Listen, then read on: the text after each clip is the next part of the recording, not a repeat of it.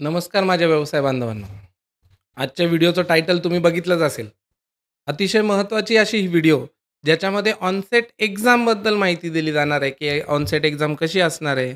Onset exam किती मार्काची असणार आहे? त्याच्यामध्ये पासिंग कितीला असणार आहे? आणि आम्हाला किती मार्क पाडावे लागतील एखादं सेंटर मिळवण्यासाठी?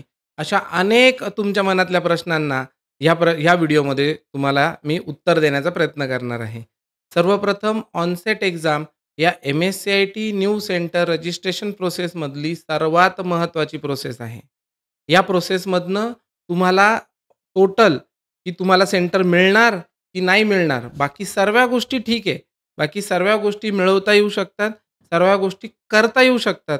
पण एम-के-सी-एलची ऑनसेट एक्झाम देऊन पास होणं किंवा इतर सेंटर्सपेक्षा जास्त मार्क मिळवणं, हे अतिशय क्रुशियल पार्ट या प्रोसेसमधला आहे.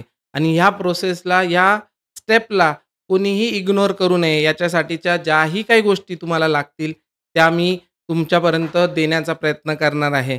तर त्यासाठी डिस्क्रिप्शनमध्ये दिलेल्या ॲपला डाउनलोड करा. तुम्हाला बाकीची माहिती भेटून जाईल. पण ही जी प्रोसेस आहे, ही प्रोसेस ऑनसेट एक्झाम ही महत्त्वाची आहे, ही समजून घेण्याची गरज आहे. त्याच्यामध्ये अभ्यास तरी काय करायचा, हे पण तुम्हाला याच्यामध्ये समजणार आहे. तर कुठलाही वेळ वाया न घालवता आपण सर्वात पहिले एम-के-सी-एलच्या अधिकृत वेबसाईटवर आपण ही प्रोसेस बघतोय. बघा, तुमची जे टोटल जी परीक्षा असणार आहे ती 100 मार्काची असणार आहे. लक्षात घ्या, 100 मार्काची एक्झाम ज्याच्यामध्ये 50 मार्क जे असणार आहे ते लर्निंग फॅसिलिटेटरचे असणार आहे. जो फॅकल्टी तुमच्याकडे शिकवतो आहे त्याची असणार आहे 50 मार्काची आणि त्याला 20 मार्क पासिंगला दिलेले आहेत. म्हणजे 40% पासिंग अपेक्षित आहे. म्हणजे 50 पैकी 20 मार्क पाडायचे. त्यानंतर सेंटर कोऑर्डिनेटर जो आहे, सेंटर कोऑर्डिनेटरला 30 मार्काची ऑनलाईन एक्झाम असणार आहे, ज्याच्यामध्ये 12 मार्क त्याला पासिंगला मिळवायचे आहेत. ओके. 30 मार्काची एक्झाम, 12 मार्क पासिंगला. आणि इंटरव्ह्यू याच्यामधला सर्वात महत्त्वाचा भाग आहे, की सर इंटरव्ह्यूमध्ये आम्हाला काय विचारलं जाईल, कशाबद्दल विचारलं जाईल, काय दिलं जातील, काय डॉक्युमेंट्स घेऊन जाणे आणि काही सिक्रेट डॉक्युमेंट्स पण आहे, जे इंटरव्ह्यूला तुम्हाला घेऊन जायला पाहिजे, ज्याच्याने तुमचं इम्प्रेशन चांगलं पडतं. तर ते सुद्धा मी सांगणार आहे तुम्हाला. तर जो काही इंटरव्ह्यूचा जो आहे तो स्कोर तो 20 मार्काला त्याला वेटेज दिलेला आहे आणि 8 मार्क पासिंग दिलेले आहे. असे हे तिघां मिळून 100 मार्क तुम्हाला आत्तापर्यंत दिले. याच्या आधीच्या परीक्षेपर्यंत हे 130 मार्काचं वेटेज होतं. लर्नर फॅसिलिटेटर 50 मार्काचं होतं, कोऑर्डिनेटर 50 मार्काचं होतं आणि इंटरव्ह्यू 50 मार्काचा होता.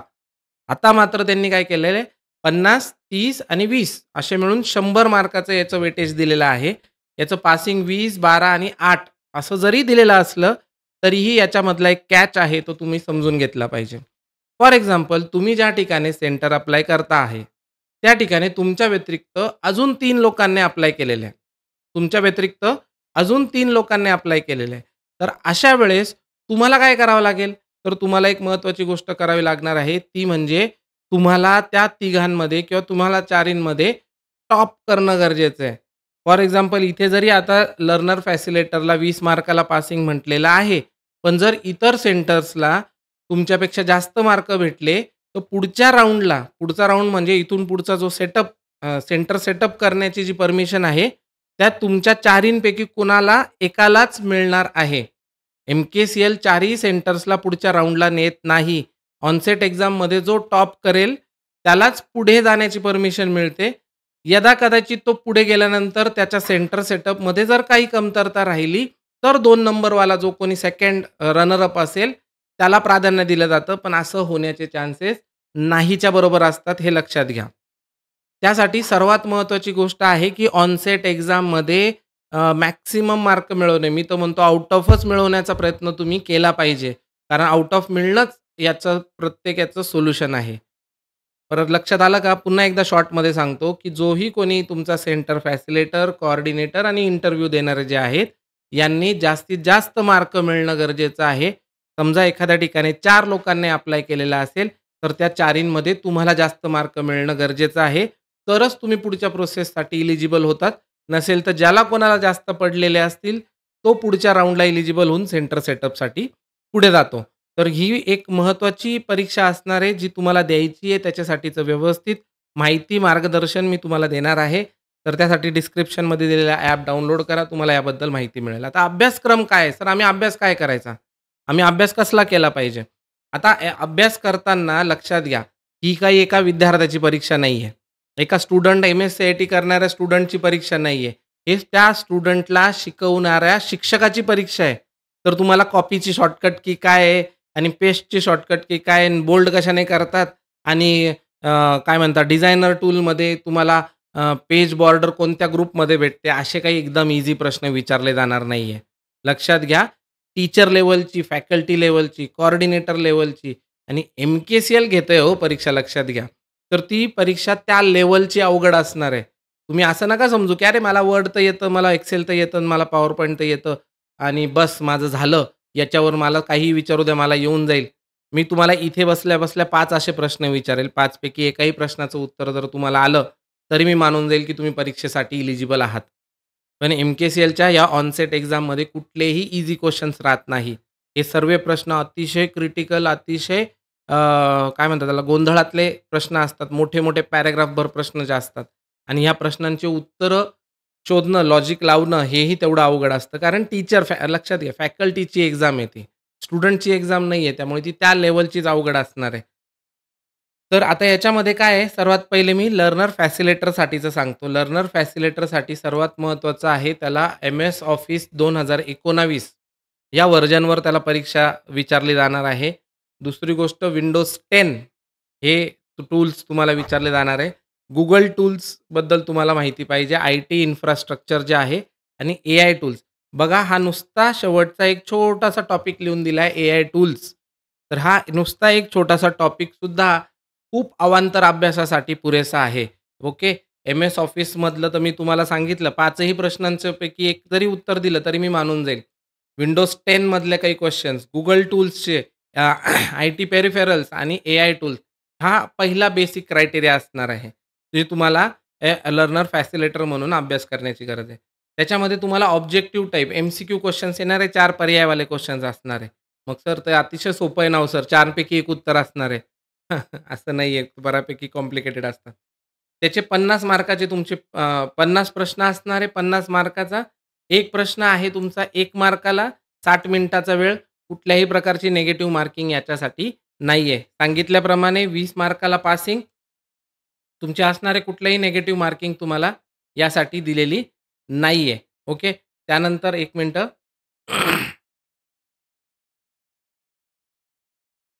ओके. याच्यामधला मी सांगितल्याप्रमाणे तुम्हाला अभ्यासक्रम काय असणार आहे, तर तुम्हाला एकच मिनिटं लर्नर फॅसिलिटी याच्यात काहीतरी गोंधळ झालेला आहे लिहिताना. ठीक आहे, हरकत नाही.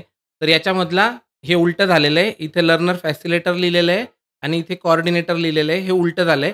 इथे लर्नर फॅसिलिटेटर पाहिजे आणि इथे कोऑर्डिनेटर पाहिजे. हा अभ्यासक्रम जो आहे तो कोऑर्डिनेटरचा आहे. आता आपण लर्नर फॅसिलिटेटरचा बघतोय, तर हा आपला अभ्यासक्रम असणार आहे. काय-काय असणार आहे बघा. त्याच्यामध्ये तुम्हाला The learning facilitator applying for the on-set examination are expected to have mastery on the skills and the major office automation tools be used. Okay, Windows 10, Internet Explorer किंवा Google Chrome बद्दलचे Word 2019 किंवा Word 365 आपण Word 365 वरच भर देणार आहे. इथून पुढे Google टूल्सबद्दल सुद्धा तुम्हाला माहीत असलं पाहिजे. Google docs Excel, PowerPoint, Google sheets जे Microsoftला कंपॅरेटिव्ह Googleचे टूल्स आहेत त्याबद्दल माहिती, Outlookबद्दल, स्मार्ट टायपिंग स्किल्स जे आहेत, डिजिटल स्किल्स जे आहेत, ऑफिस स्किल्स असे 12 वेगवेगळ्या प्रकारचे स्किल्स आहेत. याबद्दल digital skills, new age skills, job readiness या सर्व गोष्टी जरी शब्द दिलेला आहे, तरी याच्यामध्ये खूप जास्त एक्सप्लेनेशन आणि खूप जास्त शिकण्याची आणि नॉलेज मिळवण्याची गरज आहे, जे की तुमच्या परीक्षेसाठी नक्कीच महत्त्वाचे असणार आहे. बेसिक कोडिंग स्किल्ससुद्धा तुम्हाला आलं पाहिजे.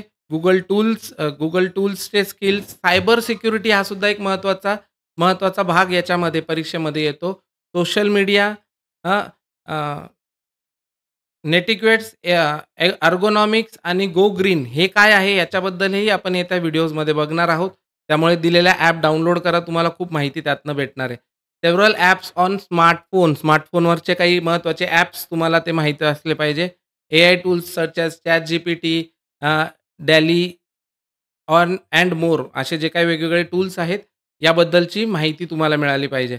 याच्यात जर तुम्ही खाली क्लिक केलं, तर तुम्हाला इथे डिटेल त्या गोष्टीचं काय-काय गोष्टीचा सिलेबस तुम्हाला दिलेला आहे. हे बघा हे 12 पिलर्स आहेत. या 12 पिलर्सचा अभ्यास करायचा आहे. त्याबद्दल सर्व एक-एक महत्त्वाच्या गोष्टी, एक-एक टॉपिक बाय टॉपिक याबद्दलच्या गोष्टी तुम्हाला यातनं शिकायच्या आहेत आणि या सर्व गोष्टीवर तुम्हाला मास्टरी मिळवायची आहे. तर तुम्ही या अभ्यासक्रमामध्ये सर्व गोष्टी पूर्ण कराल. आता ह्या जरी सर्व टूल्स, सर्व गोष्टी दिलेल्या असतील, पण या सर्व गोष्टींवरची माहिती तुमच्याकडे असणं अपेक्षित आहे. ते जर असेल, तरच तुम्ही ही परीक्षा पास करू शकतात. प्रत्येक टूलवर मी काही जात नाही. डिस्क्रिप्शनमध्ये या फाईलची मी लिंक देऊन देतो. जेणेकरून तुम्ही तिथे जाऊन ती पाहू शकाल आणि त्याबद्दल माहिती घेऊ शकाल. असा हा टोटल 28 पानांचा अभ्यासक्रम फक्त सेंटर फॅसिलिटेटरसाठी दिलेला आहे. त्याचप्रमाणे जर कोऑर्डिनेटरचा जर विचार केला, तर एम-के-सी-एलच्या वेगवेगळ्या ऑफरिंग्ज काय आहेत? ॲडमिनिस्ट्रेटिव्ह डिटेल्स की ॲडमिशन्स किती महिन्यात होतात? कोणत्या-कोणत्या महिन्यासाठी? काय-काय लास्ट डेट असते? मार्केटिंगसाठी कुठल्या-कुठल्या वेबसाईट्स आहेत? कुठले-कुठले प्रमोशनल ॲक्टिव्हिटीज आहेत? Telegramवर कुठला चॅनल आहे ज्याच्यावर ह्या सर्व गोष्टी भेटतात? एम-के-सी-एलचा ग्रुप कुठला आहे? याची प्रोसेस कशी होते? एम-एफ-ओ काय असतं? एखाद्या कोर्सची फीस किती आहे? तो कोर्स किती कालावधीसाठीचा आहे? त्या कोर्स कालावधीचा किती महिन्यात तो कंप्लीट करायचा आहे? या सर्व गोष्टी तुम्हाला माहिती पाहिजे. याच्यावर तुम्हाला 30 मार्काचे प्रश्न येणार. 30 प्रश्न 30 मार्क, 1 मार्काला 1 आणि 30 मिनिटाचा वेळ हा दिला जाणार आहे. पासिंगचं तुम्हाला सांगितल्याप्रमाणे 20 मार्काचा आणि याच्याबद्दलचा डिटेल अभ्यासक्रम तुम्हाला अ, इथे दिलेला आहे, की तुम्हाला बाबा ऑनसेट एकच मिनिटं. हां, तर तुम्हाला काय माहिती असलं पाहिजे? तर सर्वात पहिले scope of centre coordinator. Centre कोऑर्डिनेटरचं काय काम आहे? Age of centre coordinator. आता त्या व्यक्तीचं सेंटर कोऑर्डिनेटरचं वयसुद्धा महत्त्वाचं आहे. तर तो जेवढा तरुण असेल तेवढं चांगलं. जेवढा एनर्जेटिक तेवढा टाइपचा कोऑर्डिनेटर असेल तेवढं प्राधान्य दिलं जातं. एजसुद्धा क्रायटेरिया. त्याचं शिक्षण किती झालंय हे सुद्धा त्याच्यामध्ये महत्त्वाचं धरलं जाणार आहे. एक्सपिरियन्स किती आहे? ॲटिट्यूड त्याचं बोलण्याचं, त्याच्यामध्ये नाविन्यपूर्ण अभ्यास करण्याच्या काय गोष्टी आहे, तर ह्या सर्व गोष्टी. ॲप्टिट्यूड असेल, बिझनेस प्लॅन मी म्हटलो एक सेपरेट व्हिडिओ बिझनेस प्लॅनवर बनणार आहे.